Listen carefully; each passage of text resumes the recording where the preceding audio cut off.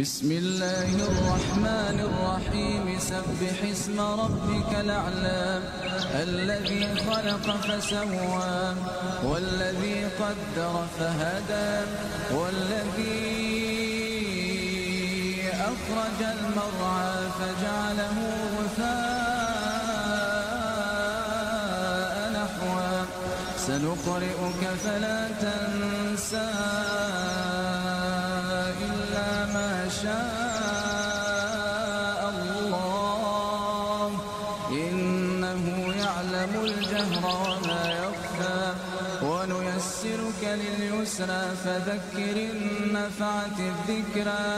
سيذكر من يخشى ويتجنبها الأشقى الذي يصلى النار الكبرى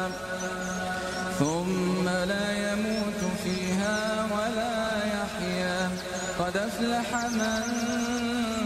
تزكى وذكر اسم ربه فصلى بل تؤثرون الحياة الدنيا والآخرة خير وأبقى إن هذا لفي الصحف الأولى صحف